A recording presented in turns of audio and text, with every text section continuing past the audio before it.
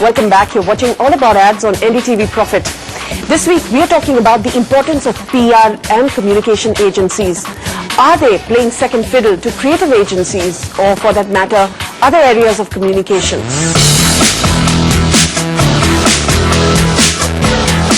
These are instances of brands that rely heavily on PR. Body Shop, in fact, does not believe in paying for publicity. Harley-Davidson, the heavyweight American motorcycle manufacturer, relies heavily on their loyal brand community, which keeps active through clubs and events. The company's launch in India was done only through PR, as was LinkedIn. There was also Tata Nano. If you look at all the buzz around the Nano, none of it came from advertising, and it came because of the essential nature of the promise and the fact that you got so much free publicity that the advertising was in fact an afterthought virtually. I mean, it was a postscript. There have been PR disasters too. Häagen-Dazs, the international ice cream brand, got into a communication controversy that read, entry restricted only to holders of international passports. Santosh Desai, who has headed a creative agency McCann Erickson in the past and is currently CEO of Future Brands, feels that while PR agencies do indeed play an important role for brands, they do end up playing second fiddle to creative agencies. Actually, on the creative industry, PR was, as all the PR agencies always believed, it is true, the fears were true, it was an afterthought. It was never central. I mean, people can pretend, and on presentations you may say something else, but in truth you thought of it last. 2 days before a pitch you'll say, oh, has somebody briefed the PR agency, do we have 5 slides on PR? You open up a pipeline with the outside world where you're not just talking about yourself, but you're talking about stuff that interests the other person. More and more brands are opening up such pipelines to the world, and therefore I think from a brand perspective you are able to see why that kind of an engagement can be so valuable, and why there is such a strong role for what is called PR. I have heard PR agencies say the same thing, that we are strategists. We are not only about media relations. We are not. And yet, when you look at every PR presentation, after the first 5 slides, it's a list of people that they will talk to, and it's a list of so it is all about media. So I think this is the essential issue in PR, and this is not true for everybody, but I think it's true for the industry, by and large, is that it is simply not strategic enough. It simply does not embrace its criticality.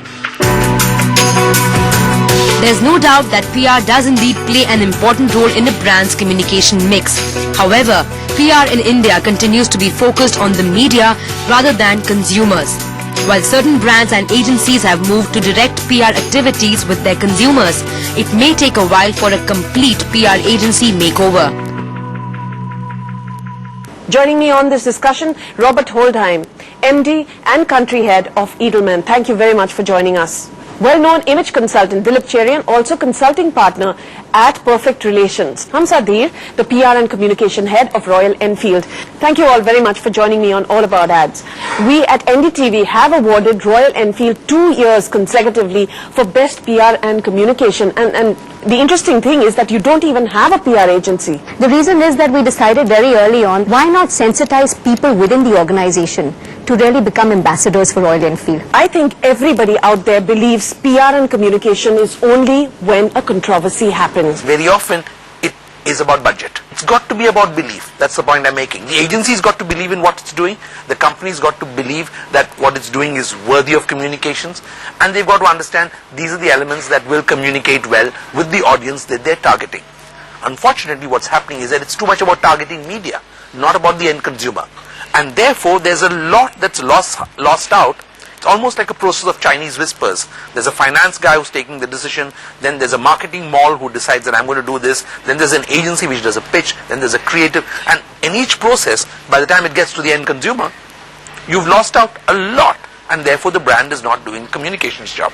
So PR is about making sure that this whole string hangs together to achieve the decorative ability that it could have potentially have. How easy or difficult is it for you as a PR professional to reach out to clients and convince them that this is something that will help your brand, not just in times of controversy, but sustained process? Fortunately, at Perfect Relations, we tend to wait for clients to request pitches, because we find that's the best time to go in.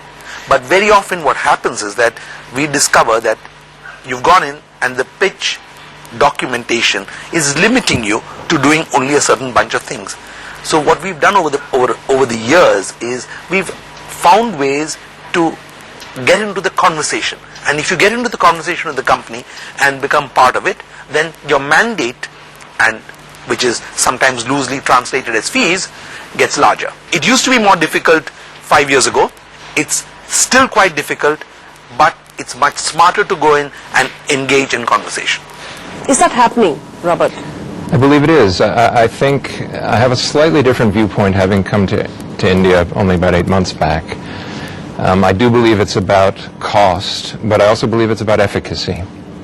And so much has changed in the way we communicate and who we communicate to. And I've seen this in many different countries, and I see it happening in India as well, that PR simply is a more effective means of communicating with smaller target audiences with very specific messaging than advertising or your more traditional marketing methods. So I do believe that's changing in India. I believe you have Western companies coming into India bringing that message. I believe you have larger Indian corporates going out, learning it there and bringing it back here.